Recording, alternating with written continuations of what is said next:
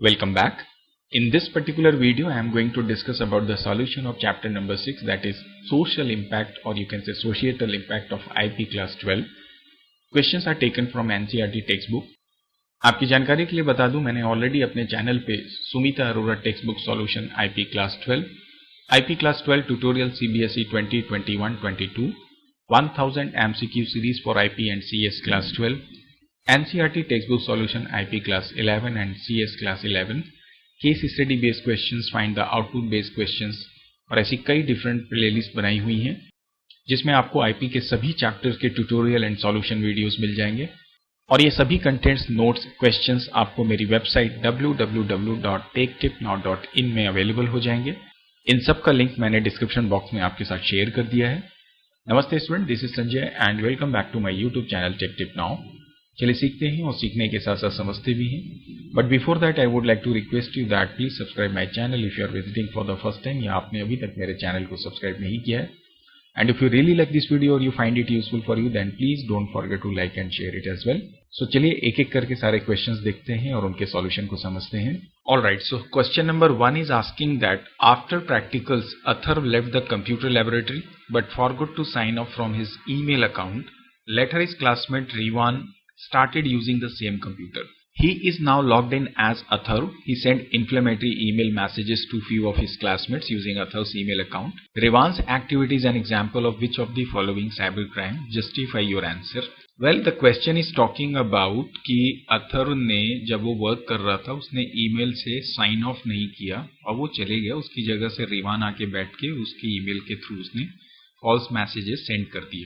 सो ये basic act जो है ये एक एग्जाम्पल है आपके आइडेंटिटी थेफ्ट का, बिकॉज यहाँ पर रिवान क्या कर रहा है, ईमेल आईडी को कहीं ना कहीं इनडायरेक्टली उसने इलीगल तरीके से इस्तेमाल किया, तो ये आइडेंटिटी थेफ्ट के अंतर्गत आता है। So we can say that it's an example of identity theft because using anyone's identifiable information such as email account, bank credential, Aadhaar card, pan card etc. अगर आप इलीगली इन सारी चीजों को यूज करते हैं या अनलॉफुली इन चीजों को यूज करते हैं and also without users concern, so ये बेसिकली एक आइडेंटिटी थेफ्ट का एक्ट होता है। Let's move to the question number 2. Now here it is asking that Rishika found a crumpled paper under her desk. She picked it up and opened it. It contained some text which was stuck off thrice, but she could still figure out easily that the stuck off text was the email ID and password of Garvit, her classmate. What is ethically correct for Rishika to do? अब ऋषिका को एक paper मिला, मुड़ा तुड़ा paper, उसमें कुछ codes जैसा लिखा हुआ था, उसने रीड किया था, उसे लगा कि ये गर्वित का ईमेल आईडी और पासवर्ड है, तो उसे क्या करना चाहिए? Options are inform Garvit so that he may change his password, give the password of Garvit's email ID to all other classmate or use Garvit password to access his account. So ethically obviously उसे उसके password को उसे कहना चाहिए कि वो उसे change कर दे सो दैट उसका डेटा जो है या जो उसका आईडी है या जो उसका अकाउंट है वो प्रोटेक्टेड रहे। Let's move to the next question now. Now the question 3rd is asking that Suhana is down with fever, so she decided not to go to school tomorrow. Next day in the evening she called up her classmate Shaurya and inquired about the computer class. She also requested him to explain the concept. Shaurya said, "Ma'am taught us how to use tuples in Python." Further, he generously said that give me some time, I'll email you the material which will help you to understand tuples in Python. Shaurya quickly downloaded a 2-minute clip from the internet explaining the concept of tuple in Python using video editor. He added the text prepared by Shaurya in the downloaded video clip. Then he emailed the modified video clip to Suhana. This act of Shaurya is an example of what? In the sense Suhana को कोई एक lecture miss हो गया, शौर्या ने उसे बोला मैं ठीक है सेंड करता हूँ, उसने इंटरनेट से इलीगली डाउनलोड किया एक वीडियो को और वो वीडियो ऑलरेडी हो सकता है किसी की इंटेलेक्चुअल प्रॉपर्टी हो जिसको उसने मॉडिफाई किया, अपना नाम डाल के वापस उसे सेंड कर दिया। सो बेसिकली जब हम इंटेलेक्चुअल प्रॉपर्टी किसी की यूज करते हैं, स्पेशली जैसे यहाँ पे वीडियो की बात हो रही है, तो वो कॉपीराइटेड मटेरियल हो सकता है। So we can say that it's an example of what copyrighted infringement, जहां पे आप कॉपीराइट का वायोलेशन कर रहे हैं। Although it's a kind of cyber crime as well, but the priority अगर हम देखें तो हमारा ऑप्शन सी ही होगा, that is copyright infringement. Move to the next question now. Now here in this question it is asking that after a fight with your friend you did the following activities. Which of these activity is not an example of cyberbullying? Now cyberbullying is something जहां पर आप किसी को intentionally परेशान करना चाहते हैं, embarrass feel कराना चाहते हैं, या उससे आप रैंसम की भी डिमांड कर सकते हैं कि किसी भी तरह से सामने वाला जो है वो परेशान हो, मेंटली हैरेस हो। तो अगर इन ऑप्शंस को देखें, so you send an email to your friend with a message saying that I am sorry, right? So obviously this is the correct example you can say कि जहां पर ये साइबर बुलिंग नहीं हो रही है। You sent a threatening message, तो obviously ये साइबर बुलिंग है। You created an embarrassing picture again, so ये भी एक साइबर बुलिंग का ही एग्जाम्पल है। So the correct answer is option A. Move to the next question. Now here it is asking that Saurabh has to prepare a project on Digital India initiatives. He decided to get information from the internet. He downloads 3 web pages, web page 1, 2 and 3, containing information on Digital India initiatives. Which of the following step taken by Saurabh is an example of plagiarism or copyright infringement? Give justification. Saurabh ने project ready करना है digital India initiative के ऊपर में। उसने 3 web pages 3 websites open की, उसमें अलग अलग इंफॉर्मेशन है। हमें बताना है इन तीनों क्वेश्चंस के लिए क्या एग्जांपल होगा, प्लेगरिज्म हो रहा है या कॉपीराइट इन्फ्रिंजमेंट हो रहा है, और justification. The first question is saying that he read a paragraph on digital India initiatives from web page 1 and rephrased it in his own words. He finally pasted the rephrase paragraph in his project. देखिए, किसी और का article को आपने क्या किया, उसके कुछ पर्टिकुलर टेक्स्ट को लिया, उसे अपने अकॉर्डिंग चेंज किया थोड़ा सा, और उसके बाद उसे आपने प्रोजेक्ट में इस्तेमाल किया। तो basically it's an act of plagiarism, जहां पर आप किसी अदर के मटेरियल को, या स्पेशली लिटरेरी वर्क की अगर हम बात करें, जिसे आप कॉपी करते हैं या मॉडिफाई करते हैं, सो ये एक प्लेगियरिज्म का एक्ट हो सकता है। जो टेक्स्ट आप इस्तेमाल कर रहे हैं वो एग्जैक्टली कॉपीराइटेड मटेरियल होगा, ये श्योर नहीं है, बट डेफिनेटली एथिकली अगर आप देखें तो ये प्लेगियरिज्म है। सेकंड क्वेश्चन ये बोलता है he downloaded 3 images of digital India initiative from web page 2। Now he made a collage of for his project using these images. अब यहाँ पे ये बोल रहा है कि उसने वेब पेज 2 से इमेजेस डाउनलोड किए और उसका कोलाज रेडी कर लिया। इमेजेस जो हो सकते हैं, it can be subject of matter of copyright infringement, because images जो हो सकती हैं वो कॉपीराइटेड हो सकती हैं। तो अगर वो कॉपीराइटेड हैं तो इसका मतलब आपने कॉपीराइट एक्ट का वायोलेशन किया। So this is an example of copyright infringement. Question C is saying that he downloaded digital India icon again. अब icon is also kind of graphics, जो एक क्रिएटर की क्रिएटिविटी हो सकती है। It can be the intellectual property as well, और जिसपे कि वो कॉपीराइट ऑब्वियसली लेता ही है। So again it is an example of copyright infringement. Although these all are ethically plagiarism का ही एग्जांपल है, बट अगर आप दोनों में डिफरेंस करने की बात करें तो लास्ट के दोनों जो है वो कॉपीराइट इन्फ्रिंजमेंट है। The first one we can say is an example of plagiarism. मैंने यहां पर इसे एक्सप्लेन भी कर दिया, that you can read. Move to the next question now. Now the question is about match the following. 2 columns are given. First is saying that what is this plagiarism actually. So we all know that it's all about copy and paste information from the internet into your project, or you can say the report. So we can match this to this. Hacking is basically, you can say, damaging any communication system. And when I'm saying communication system, it can involve different type of electronic gadgets including computers. So it can be breaking into computers, to read private emails.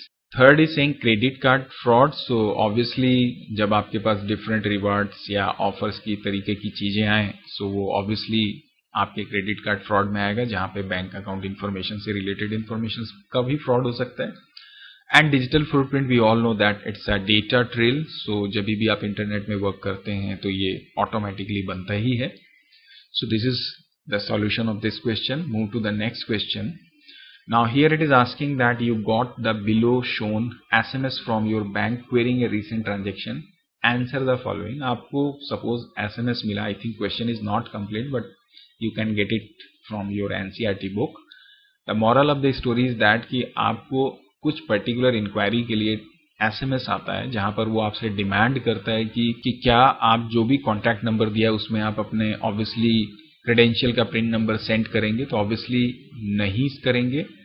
Will you call the bank helpline number to recheck the validity of the SMS? Definitely हम helpline पे confirm करेंगे कि ये जो SMS आया है, is it authentic or valid or not.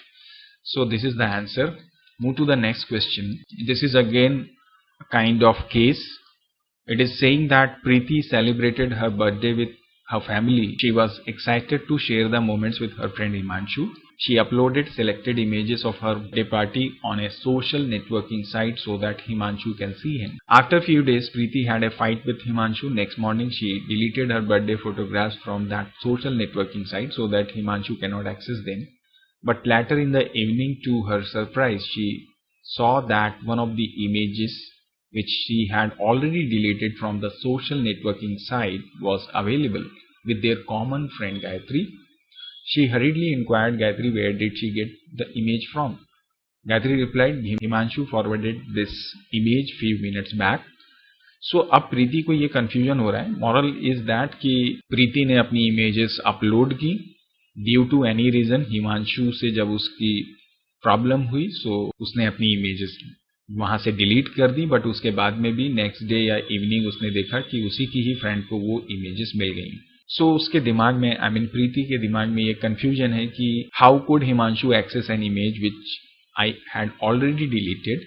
So we know that कि आपने अगर सोशल मीडिया साइट में या कहीं भी किसी भी प्लेटफॉर्म पे इंटरनेट में कुछ अपनी इंफॉर्मेशन शेयर की, सो उसे एक्सेस करने के बहुत सारे डिफरेंट मैकेनिज्म हो सकते हैं. इलीगली डाउनलोड करना, या जब आपने डिलीट किया उसके पहले ही हिमांशु ने उसके एक्सेस कर लिया हो, या हो सकता है उसने उसका स्क्रीनशॉट पहले से ले लिया हो.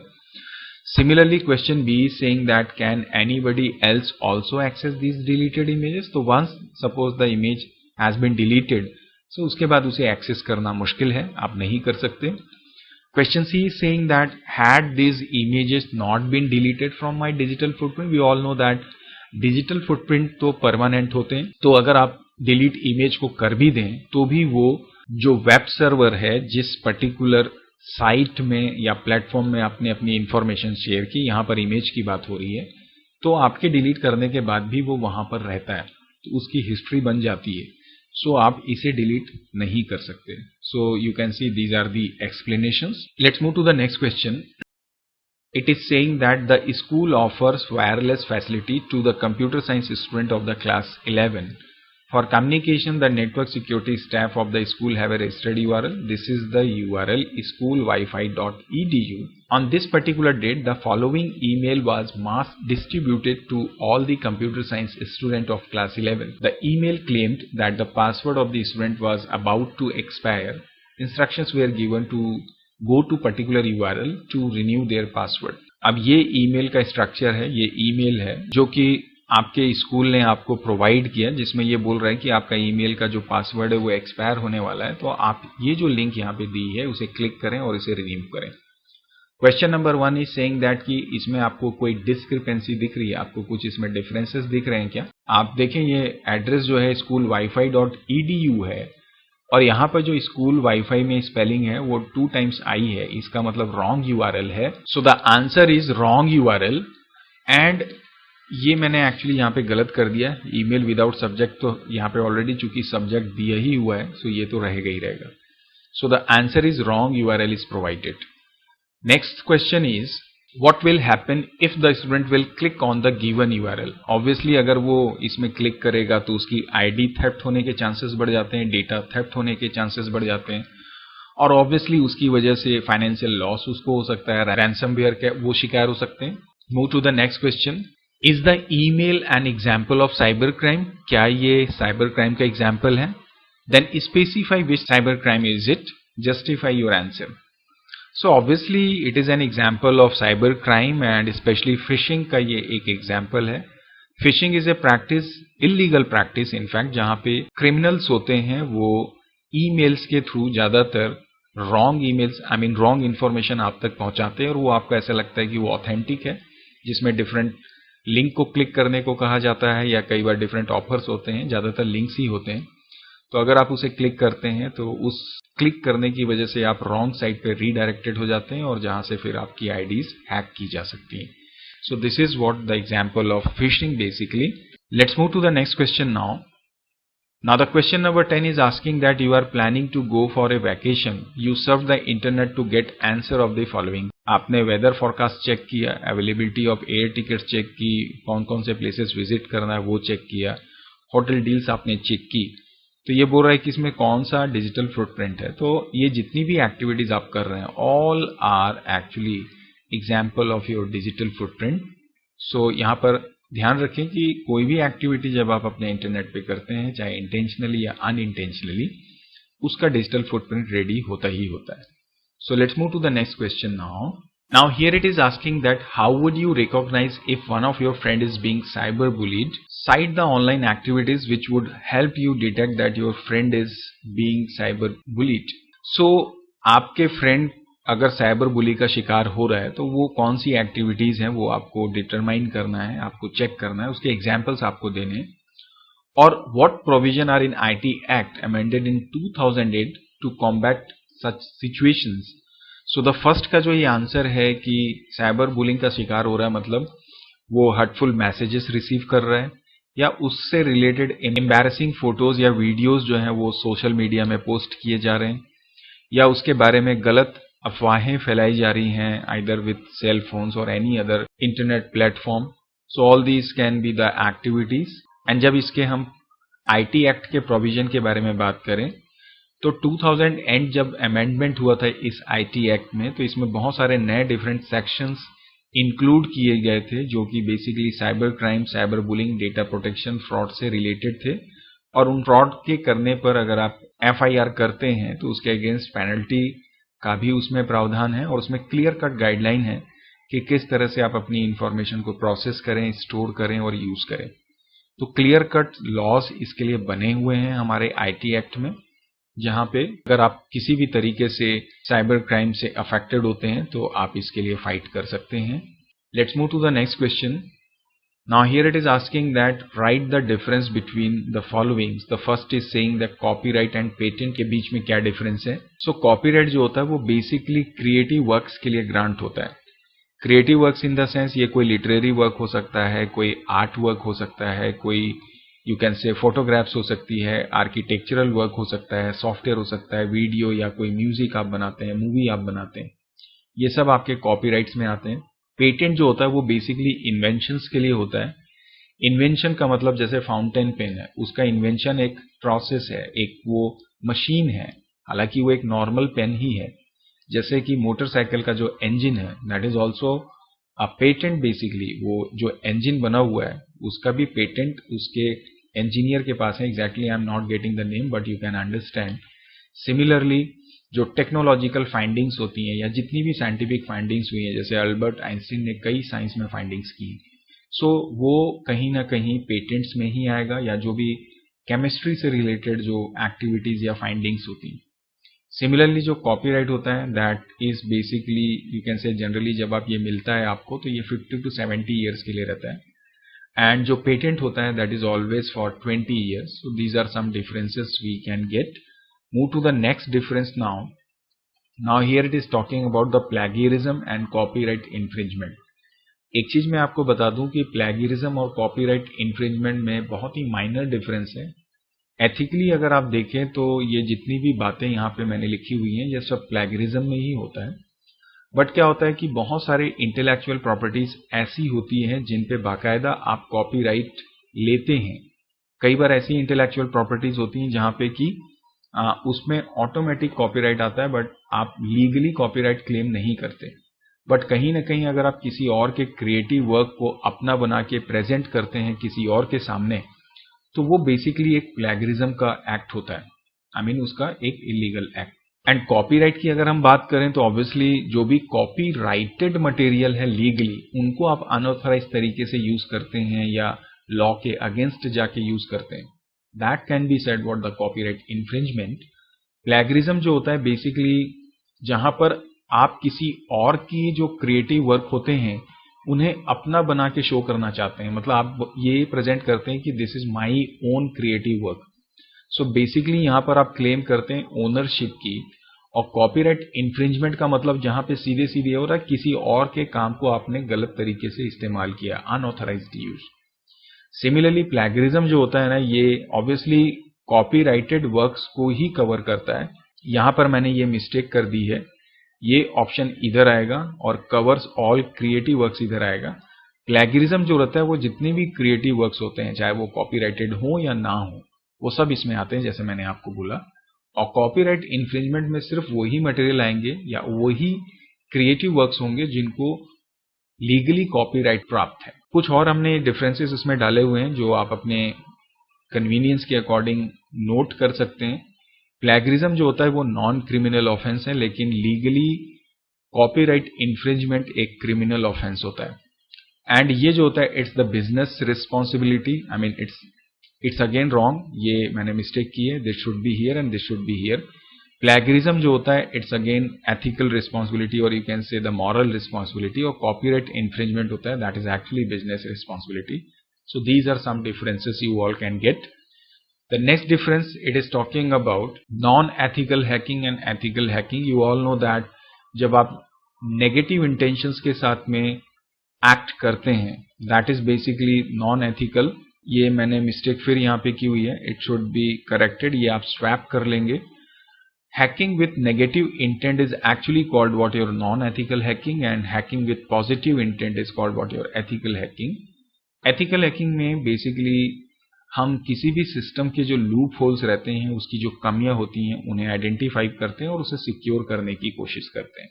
और जस्ट इसका अपोजिट नॉन एथिकल में होता है, जहां पर कि आप किसी भी सिस्टम की या कम्युनिकेशन सिस्टम की या नेटवर्क सिस्टम के जो लूप होल्स होते हैं उसे फाइंड आउट करते हैं, उसे इलीगली निकालने की कोशिश करते हैं और उसकी हेल्प से आप उस सिस्टम के अंदर जाके अनऑथराइज तरीके से उसे एक्सेस प्राप्त करते हैं और उस सिस्टम को डैमेज करते हैं, डेटा थेफ्ट का काम करते हैं इत्यादि। तो जैसे यहां पे लिख रहा है it break security for cyber attacks, identity theft and data theft, और यहां पे हम प्रोटेक्ट करते हैं from cyber attack, data theft and identity theft से। So these are the differences. Move to the next question. Now here it is asking that what's the difference between active footprint and passive footprint. Well, active is all about कि जब intentionally आप कोई activity internet पे करते हैं तो जो footprint आपका रेडी होता है दैट इज ऑलवेज एक्टिव, और अनइंटेंशनली जब आप करते हैं that is an example of passive footprint. कुछ एग्जांपल्स हैं, जैसे आप सोशल मीडिया साइट्स में अपनी इंफॉर्मेशन शेयर करते हैं, इमेज शेयर करते हैं, that is footprint.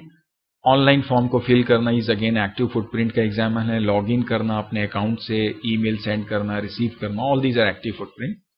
Geo location जब आप किसी ऐप को ओपन करते हैं तो टर्न ऑन करते हैं, सो इनडायरेक्टली आपका वो पैसिव फुटप्रिंट रेडी होता है। कुकीज अनइंटेंशनली इंस्टॉल होती, ऐप्स के द्वारा कई बार क्लिक हो जाती हैं या ऑटोमेटिकली जब वो इंस्टॉल होती हैं आपके सिस्टम में। कई बार आप लाइक डिसलाइक्स करते हैं अननोइंगली सोशल मीडिया साइट्स में, that can also be the example of passive digital footprint. Move to the next question. Now here it is talking about the difference between free software and open source software. We all know that both are free to use and दोनों का ही source code आपको मिलता है modify करने के लिए, change करने के लिए। Here it is clearly written, it gives user freedom to run, copy, distribute, study, change and improve the software. आप इसके कोड को चेंज करके इसे इम्प्रूव कर सकते हैं।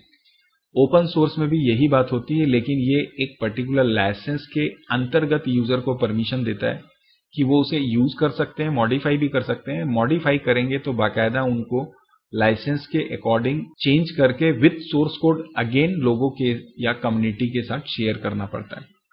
ओपन सोर्स सॉफ्टवेयर जो होता है ना, ये बेसिकली मोर बिजनेस ओरिएंटेड है। ये सीधे सीधे ये है कि एक प्लेटफॉर्म है जहां पर कि आप जो फ्रीली चीजें अवेलेबल हैं, फ्रीली प्लेटफॉर्म, फ्रीली सॉफ्टवेयर जो अवेलेबल हैं, उनके जो कोड अवेलेबल हैं, उनका इस्तेमाल करके आप बाकायदा एक कम्युनिटी के लिए या सोसाइटी के लिए सॉफ्टवेयर रेडी कर सकते हैं और उसका फाइनेंशियल बेनिफिट भी आप ले सकते हैं। जहां तक बात है फ्री सॉफ्टवेयर की, तो ये बेसिकली यूजर्स के लिए बनाया जाता है, सिर्फ यूजर उसको यूज कर सके बिना किसी प्रॉब्लम के, ना कोई उसमें आपको पैसे देने की जरूरत पड़ती है। So it's more about the liberty not price, and यहां पर जैसे मौला बोला it's more about the business orientation. यहां पर ऑब्वियसली आपको बहुत सारे लाइसेंस होते हैं ओपन सोर्स के अंतर्गत, जो कि कई ओपन सोर्स सॉफ्टवेयर में हो भी सकते हैं और कई जो होते हैं वो फ्री भी हो सकते हैं। और जो फ्री सॉफ्टवेयर होते हैं वो ओपन सोर्स सॉफ्टवेयर तो होते ही हैं, लेकिन ये जरूरी नहीं कि ओपन सोर्स सॉफ्टवेयर हमेशा फ्री सॉफ्टवेयर हो। और जो फ्री सॉफ्टवेयर होते हैं इसमें सोर्स कोड के ऊपर कंट्रोल कम होता है, और ओपन सोर्स सॉफ्टवेयर में जो सोर्स कोड मिलता है वो उसके ऊपर आपका कंट्रोल ज्यादा हो सकता है। तो ये कुछ मैंने डिफरेंसेस फाइंड आउट किए हैं, आप अपने कन्वीनियंस के अकॉर्डिंग इनमें से भी पॉइंट्स या डिफरेंसेस को ले सकते हैं। Move to the next question. Now here it is asking that if you plan to use a short text from an article on the web, what step must you take in order to credit the source used. अब suppose कोई article है, उसका एक particular portion आपको इस्तेमाल करना है, तो आप उस सोर्स का क्रेडिट किस तरीके से देना चाहेंगे, उसके स्टेप्स क्या हो सकते हैं।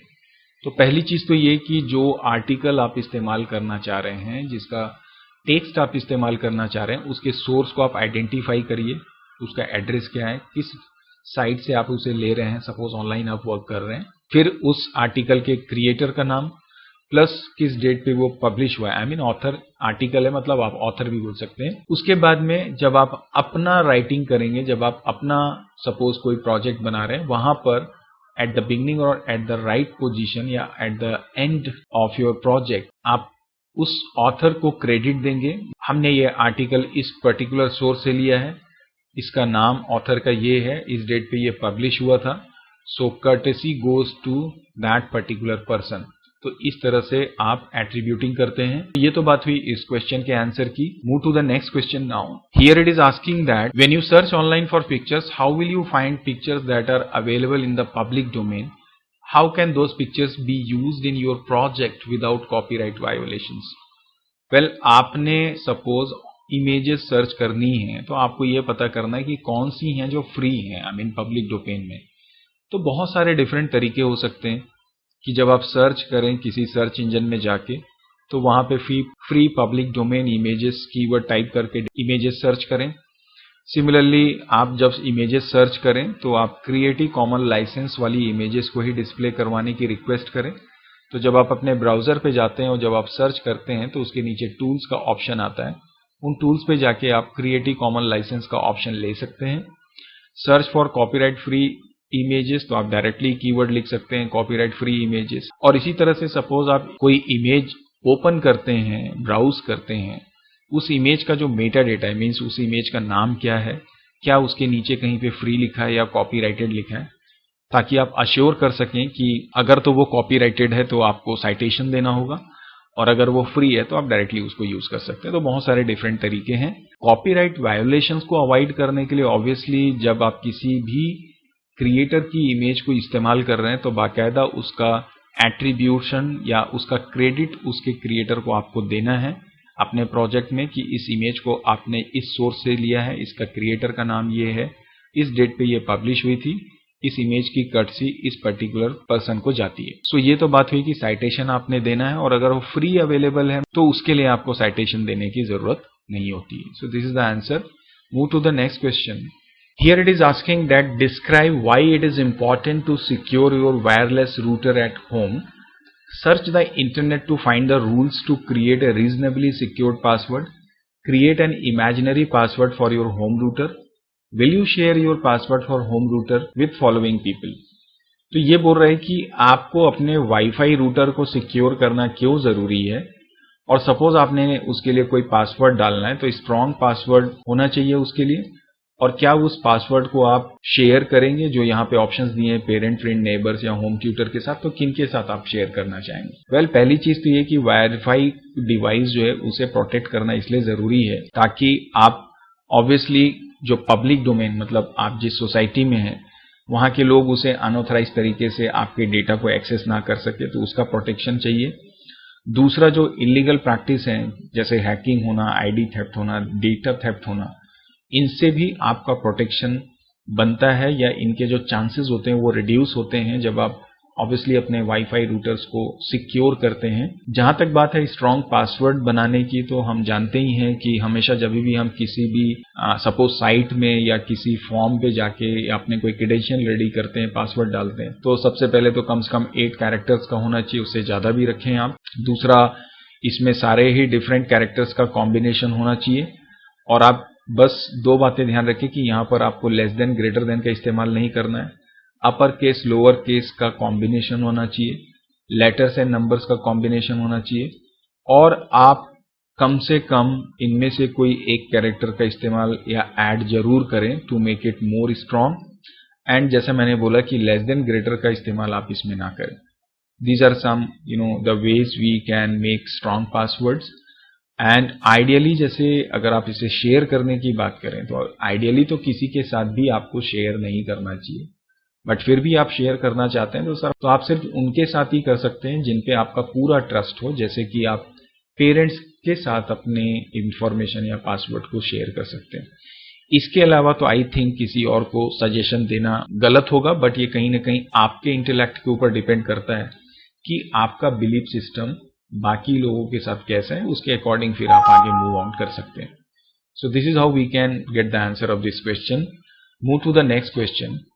Here it is saying that list down the steps you need to take in order to ensure your computer is in good working condition for a longer time. तो कंप्यूटर बढ़िया चले इसके लिए तो भाई आप अपने समय समय पर कंप्यूटर क्लीन करें, हार्ड डिस्क प्रॉपरली आप मैनेज करें। हार्ड डिस्क मैनेज करने के लिए जैसे डिस्क क्लीनअप की यूटिलिटी होती है या डिस्क डीफ्रैगमेंटेशन की यूटिलिटी होती है आपके ऑलरेडी ऑपरेटिंग सिस्टम में, इन्हें आप बीच बीच में रन करते रहें। तो जो भी अननेसेसरी फाइल्स हैं, इंटरनेट की टेम्पररी फाइल्स हैं या जो जंक फाइल्स हैं, उनको ये क्लीन करते रहे ताकि हार्ड डिस्क में बाकायदा स्पेस भी रहे, स्पीड भी मेंटेन रहे, प्लस डीफ्रैगमेंटेशन का मतलब ये कि जितना डेटा अलग अलग स्टोर होता है आपके हार्ड डिस्क में, डीफ्रैगमेंटर उसको एक साथ एक जगह कलेक्ट कर देता है, तो स्पेस आपको काफी मिल जाता है। स्पेस तो उतना ही होता है, बट आपके सिस्टम को नए स्पेस में डेटा एडजस्ट करने में टाइम कम लगता है। So this is what maintenance of hard drives. Then authentic software का आप इस्तेमाल करें। सिमिलरली ऑपरेटिंग सिस्टम आपका जेन्युइन होना चाहिए। एक इंपॉर्टेंट बात ये रहती है कि जब आपके घर पे आप सिस्टम यूज कर रहे हैं तो मेक श्योर आपके घर की अर्थिंग प्रॉपर हो, क्योंकि अर्थिंग प्रॉपर नहीं होगी तो आपका सिस्टम डैमेज हो सकता है। एंटीवायरस जरूर आप अपने सिस्टम में रखें। तो दीज आर सम ऑप्शंस जिसकी वजह से आपका कंप्यूटर सही चल सकता है लंबे समय के लिए। Smart and safe internet surfing तो आप जानते ही हैं, हमने पहले भी कई बार इसे डिस्कस किया है अपने डिफरेंट वीडियोज में और आप ऑलरेडी अवेयर इससे होंगे, तो ये सारे पॉइंट्स को आप रीड आउट कर सकते हैं। जैसे एंटीवायरस होना चाहिए, सिक्योर वाईफाई होना चाहिए, पासवर्ड स्ट्रांग रखें, रॉन्ग ईमेल्स पे क्लिक ना करें, उसे रीड कर सकते हैं बट कहीं पे भी रॉन्ग या सस्पिशियस लिंक पे क्लिक ना करें, सॉफ्टवेयर सही इस्तेमाल करें, ऑथराइज करें, कुकीज को आप कभी भी ना डालें, एंटी फिशिंग टूल बार रखें, अपने इंफॉर्मेशन को शेयर ना करें, किसी भी अनट्रस्टेड वेबसाइट पे कभी भी ब्राउज ना करें, अपने ट्रांजैक्शन को वैलिड एंड ऑथेंटिक वेबसाइट्स पे ही जाके करें। तो these are some points. Move to the next question. Here it is asking that what do you mean by data privacy? Website that you visit collect what type of information about you? So data privacy is all about protecting your data from illegal use of it. And दूसरा आप बोल सकते हैं कि the proper handling of data. यहाँ पे जिन data की हम बात कर रहे हैं वो आपके पर्सनल डेटा हो सकते हैं, जैसे आपका नाम, mail ID, mobile number etcetera, या फिर वो फाइनेंशियल डेटा भी हो सकता है या सेंसिटिव डेटा भी हो सकते हैं। सेंसिटिव डेटा का मतलब सपोज आप एक ऑर्गेनाइजेशन में हैं तो ऑर्गेनाइजेशन की अपनी खुद की बहुत सारी ऐसी बिजनेस डेटा होती हैं जो सेंसिटिव हो सकता है अगर वो मार्केट में चले जाए। या जैसे गवर्नमेंट है, गवर्नमेंट में जो मिलिट्री ऑर्गेनाइजेशन है, डिफेंस सर्विसेज है, तो वो डिफेंस की अपने कुछ डेटा होंगे जो बहुत सेंसिटिव हो सकते हैं, तो वो किसी भी हाल में लीक नहीं होने चाहिए, बिल्कुल वो सिक्योर्ड होने चाहिए। Intellectual data is all about जो आप क्रिएटिव वर्क करते हैं, तो इन सब का प्रोटेक्शन होना बहुत जरूरी है। As we said, time to time इनका बैकअप लेना, that also come inside this data privacy. Protect करना अपने डेटा को इलीगल यूज से। डेटा के ऊपर कंट्रोल्ड एक्सेस होना कि अगर आप किसी को डेटा शेयर भी कर रहे हैं तो वो सिर्फ उसको देख सके, कुछ और ना कर सके। तो इस तरह की जितनी भी बातें हैं that comes under this data privacy. And जैसा मैंने आपको बोला कि वेबसाइट ज्यादातर आपकी पर्सनल इंफॉर्मेशन को ही कलेक्ट करती हैं, like name, mail ID, mobile, जिससे कि वो आपको सर्विस प्रोवाइड कर सकें सही तरीके से और समटाइम्स मार्केटिंग भी कर सकें। Move to the next question now. Here it is asking that in the computer science class, Sunil and Jagdish were assigned the following task by their teacher. Sunil was asked to find information about India, a nuclear power. He was asked to use Google Chrome, and Jagdish was asked to find information about Digital India, and he was asked to use Mozilla Firefox. तो एक को Google Chrome इस्तेमाल करना है, एक को Mozilla use करना है, तो आपको बताना है कि ये दोनों में क्या डिफरेंस है। बेसिकली हम जानते हैं, देखिए यहाँ पे जो डिफरेंस की ये बात कर रहा है ये in terms of you can say licence और किस टाइप के सॉफ्टवेयर है उसके बारे में बात कर रहा है। अदरवाइज ये गूगल कंपनी का है, ये मोजिला का है, ये ज्यादा तेज चलता है, ये कम तेज चलता है, ये differences I think is not appropriate for this question. So अगर जो डिफरेंस अगर आप देखें, क्रोम जो होता है वो बेसिकली एक फ्री सॉफ्टवेयर है जिसमें कोड आपको नहीं मिलता है। फायरफॉक्स जो होता है वो एक ओपन सोर्स सॉफ्टवेयर है जहां पर उसके साथ आपको सोर्स कोड मिलता है जिसे आप मॉडिफाई करके इसे कस्टमाइज कर सकते हैं, इसका नया वर्जन। क्रोम जो होता है इसमें सोर्स कोड तो नहीं मिलता है, बट इसमें जो डेवलपर टूल होता है वो आपको मिलता है जिसकी हेल्प से आप डिबगिंग का वर्क कर सकते हैं। इतना आपको ऑप्शन क्रोम देता है। क्रोम जो रहता है ये प्रोप्राइटरी लाइसेंस में आता है और इसे प्रोप्राइटरी लाइसेंस इसने लिया हुआ है गूगल ने। फायरफॉक्स को पब्लिक लाइसेंस मिला हुआ है। तो these are the differences we can find between these two technologies basically. Move to the next question now. Here it is asking that cite example depicting that you were a victim of following cybercrime. Also cite provision in IT Act. मान लो आप ID theft के शिकार हो गए या credit card के शिकार हो गए तो कैसे आपको पता चलेगा? तो आईडी थेफ्ट का मतलब ये हो रहा है कि भाई आपका बैंक अकाउंट जो है पूरा खाली हो गया या आपका नाम पुलिस पे चले गए किसी क्राइम के लिए जो कि आपने कभी किया ही नहीं। आपका जो फोन या वायरलेस कनेक्शन है वो आपके नाम से कोई और खरीद लेता है या परचेस करता है या इस्टेब्लिश करता है और उसका बिल आपको बाद में मिलता है, उसके एक्सपेंसेस आपको बाद में पता चलते हैं। सिमिलरली एक्सपेंस बिल, बहुत सारे एक्सपेंस या खर्चों आपके घर पे पहुंचते हैं, बिल जो आपने कभी किए नहीं। आपके नाम से मेडिकल या इंश्योरेंस का क्लेम ले लिया जाए। तो इस तरह की जो चीजें हैं, इस तरह की जो एक्टिविटीज होती हैं, they comes under this ID theft. Credit card में भी कुछ इस तरीके से रहता है जैसे बिग टिकट आइटम्स या बड़े बड़े अमाउंट के आइटम्स को आप परचेस करें जो आपने किया नहीं है, मतलब सामने वाला करे। इसी तरह से अननोन एक्सपेंसेस के बिल आए लॉट ऑफ चार्जेस के साथ में। कार्ड नॉट प्रेजेंट का फ्रॉड हो जहां पे क्रिमिनल आपके कार्ड को कहीं और से इस्तेमाल करके पेमेंट कर ले। सो ये जितनी एक्टिविटीज होती हैं they are basically credit card account theft. Move to the next question. Here it is asking that Nirja is a student of class 11. She has opted for computer science. Nirja prepared the project assigned to her. She mailed it to her teacher. The snapshot is given here. अब ये निर्जा ने email किया अपने teacher को, ठीक है। आपको ये बताना है कि इसमें कौन सा ईमेल एटिकेट मिसिंग है। आप देखो यहाँ पे सब्जेक्ट नहीं है। दूसरा, इसने टू द टीचर या जो भी, इसने यहाँ ग्रीटिंग नहीं की हुई, राइट। निर्जा नाम दिया है बट यहाँ पे उसने रिगार्ड भी नहीं दिया है। So basically subject is missing, formal greeting is not there, regard also you can say is not present here. So these are the etiquettes which you can say is missing here, right?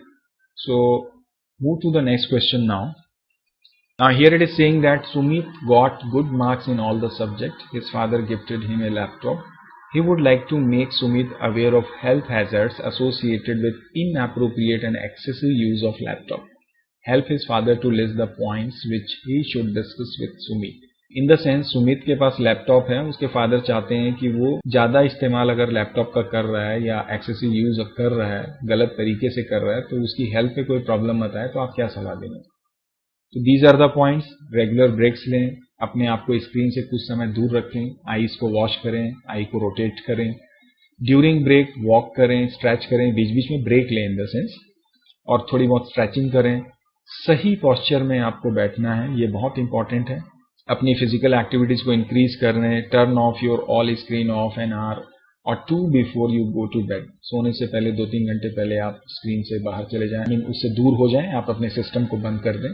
और इस तरह के कई और भी points आप इसमें include कर सकते हैं। So I hope so these are the answers of this chapter social impact of NCERT textbook. So I hope आपको ये हेल्प करेगा ये सारे सॉल्यूशंस को अंडरस्टैंड करने में एंड ऑब्वियसली सोशल इम्पैक्ट के कॉन्सेप्ट्स को भी लर्न करने में। तो चलिए इसी उम्मीद के साथ आज के सेशन को यहीं पे एंड करते हैं। मिलते हैं नए सेशन में, ऑब्वियसली नए चैप्टर, नए सॉल्यूशन, नए कॉन्सेप्ट के साथ में। Till then keep practising, keep learning and do keep watching my channel. Thank you for watching this video and don't forget to like, share and subscribe as well. Bye bye and take care.